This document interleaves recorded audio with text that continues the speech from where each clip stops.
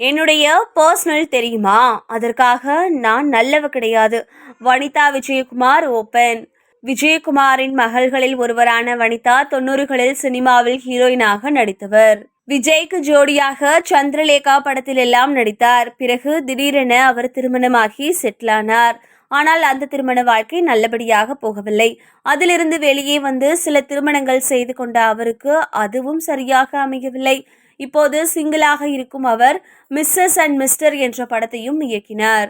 வனிதா விஜயகுமார் தமிழ்நாட்டில் எல்லோராலும் இப்போதும் அறியப்பட்டவர். ஆனால் ஆரம்பத்தில் பெரிய பிரபலமாக இல்லை. சில படங்களில் ஹீரோயினாக நடித்த அவர் தந்தையுடன் சண்டை, தொடர் திருமணங்களால் வெளிச்சத்துக்கு வந்தார் என்பது குறிப்பிடத்தக்கது. தனது குடும்பத்தினரோடு இன்னமும் பேசாமல் இருக்கிறார். பேசுவதற்கு எவ்வளவோ வனிதா தரப்பிலிருந்து முயன்றாலும் விஜயகுமார் தரப்பிலிருந்து அதற்கான கிரீன் சிக்னல் கொடுக்கவில்லை என்றே தெரிகிறது. சண்டைகள், சர்ச்சைகளுக்கு பெயர் போன வனிதா விஜயகுமார் பிக்பாஸ் நிகழ்ச்சியிலும் கலந்து கொண்டார். அங்கும் தனது அதிரடி நடவடிக்கைகளால் கவனத்தை ஈர்த்தவரால் டைட்டிலை மட்டும் வெல்ல முடியவில்லை. இருப்பினும் அவர் எதிர்பார்த்த பிரபல்யம் கிடைத்துவிட்டது. பிக்பாஸ் நிகழ்ச்சிக்கு பிறகு அநீதி, அந்தகன் உள்ளிட்ட படங்களில் முக்கியமான ரோலை அவர் ஏற்று நடிக்கவும் செய்தார். இதற்கிடையே அவரது மகள் ஜோவிகாவும் பிக்பாஸில் கலந்து கொண்டு தாய் வழியில் அதிரடி காண்பித்தார்.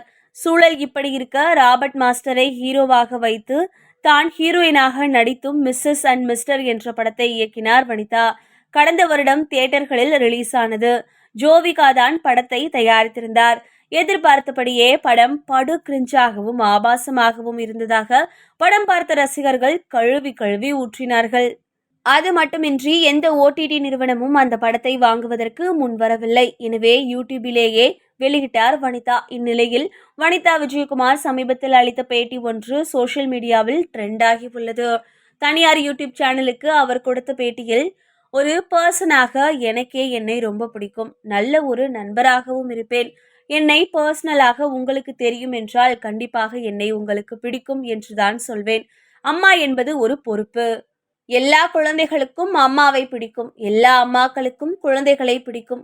அது ஒரு விதியின் முறைதான். அதுதானே இயற்கை. அதே சமயம் என் பிள்ளைகளுக்கு என்னை பிடிக்கும் என்பதற்காக நான் நல்லவள் கிடையாது. எனக்கு என் பிள்ளைகளை பிடிக்கும் என்பதற்காக அவர்களும் நல்லவர்கள் கிடையாது என்று குறிப்பிட்டிருக்கிறார். அவரது இந்த பேட்டியை ரசிகர்களும் அதிகம் பகிர்ந்து வருகிறார்கள்.